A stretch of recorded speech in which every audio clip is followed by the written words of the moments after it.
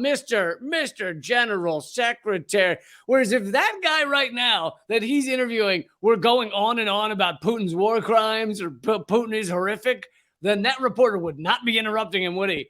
The General Secretary of the ANC does a beautiful job of just ripping this guy a new one. And I knew you would all enjoy this, and I didn't want to rob you of the fun.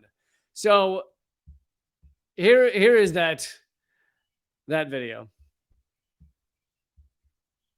Africa is a treaty member of the International Criminal Court. If Putin comes here in August as planned, your government will be obliged to arrest him. As head of the ANC, do you believe your government should and indeed will arrest Vladimir Putin? If it was according to the ANC, we will want President Putin to be here even tomorrow. You would? To come to our country. But you would welcome Vladimir Putin here right now? Of course, we will welcome. A man who is being investigated for war crimes by the International Criminal Court. We will welcome Court. him to come here as part of... I just want to add something. It gets even better, but I just want to add something here that he's not saying, which is the U.S. is not a signatory to the ICC. The U.S. has done everything they can to stop the ICC, and yet here is the U.S.-UK, which UK is now like a vassal state of the U.S., running around going, you're going against the ICC on this war crimes charge? What? But of course, the U.S. literally has the Hague Invasion Act, in which we would invade the Netherlands if they ever tried to arrest a U.S. official for war crimes. Yet here is this reporter for the UK saying, but he has war crimes charges against him. And by the way, as I covered the war crimes charges against Putin, there's plenty of criticism for Putin to go around. There's plenty of real criticism. But instead, they decided to pick the war crime of kidnapping children from Ukraine, which if you actually look into the story of the kidnapped children, they were almost all from, first of all, not kidnapped. They were from the areas of Ukraine that are Russian culturally. So many of the parents there, or maybe all of, I don't know that every child has been interviewed, but maybe all of the parents there have sent their kids to Russia to get them out of a war zone so that they could be in a safer place. That's the war crime of kidnapping children in Ukraine. Now, there's plenty of, I am not saying there's no criticism to go around. There's plenty of criticism because war is atrocious. It's disgusting on every level, and I'm opposed to war. So there is criticism to be had, but the ICC's charges are hilarious, and the U.S. is not even party to the ICC. But let's now get to his epic takedown right now. Parcel of bricks, but we know that we are constrained by the ICC in terms of doing that. Putin is a head of state. Do you think that a head of state can just be arrested anywhere? How many crimes have your country committed in Iraq? How many crimes have everyone else who's so vocal today committed in Iraq and Afghanistan? Have you arrested them?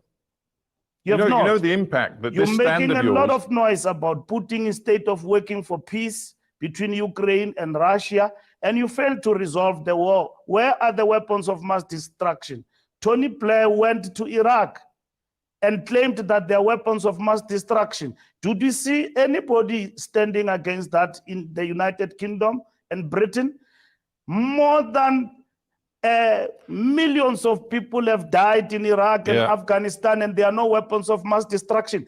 We know what the war is about. Mr. Secretary General, between Russia and Ukraine. It is. I'm going to play the rest, but it is funny. Whenever you see a reporter like this getting schooled, getting obliterated, they always do the very similar thing. They look down in concern and befuddlement, like, why? I don't understand what it is you're saying here. So they do that, but they also then quickly try and interrupt the person. I mean, he's let him speak a little bit, but now he's like, Mr. General Secretary. Whereas if that guy right now that he's interviewing were going on and on about Putin's war crimes or Putin is horrific, then that reporter would not be interrupting him, would he? He would not be sitting there going, General Secretary, look, yes, it is true that you can obliterate me with your response, but let's move on to something else. So, there is a very selected time when they let these folks talk and when they don't.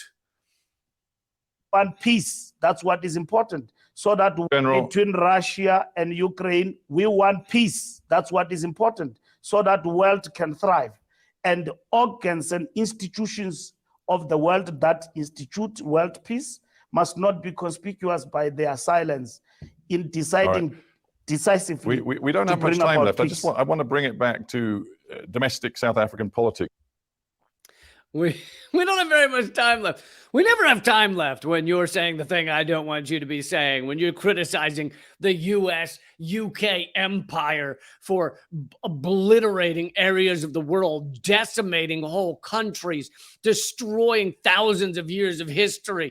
We don't have time for you to discuss that, but we do have time for me to move on to a different question that I'm hoping will not get my pants ripped off and my ass shown. So that would be lovely if we can move on to that right now.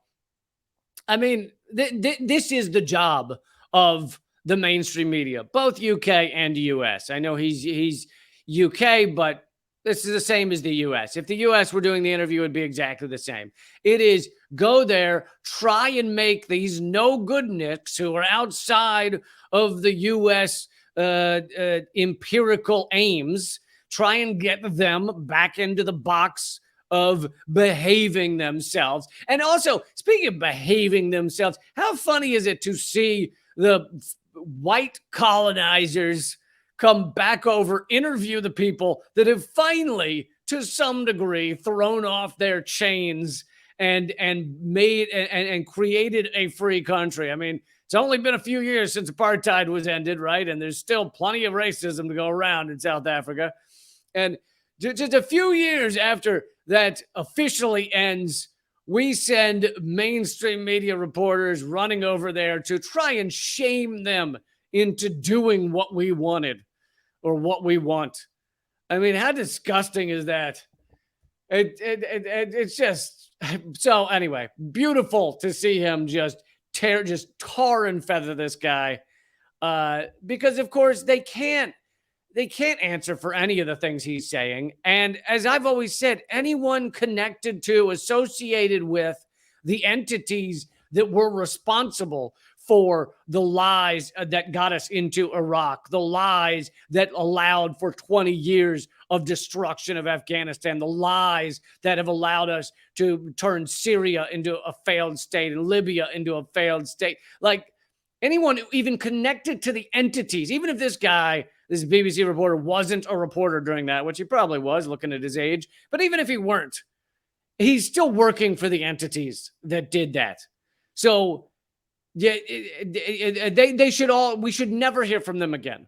I mean, yes, most of them should be in prison, but even if they're not, even if this guy wasn't a reporter, the fact that he's now at the BBC, that manufactures consent for all these wars and all this destruction, I'd say never listen to these guys again at all. And instead, they get the highest paid jobs on the biggest channels. Meanwhile, my show canceled.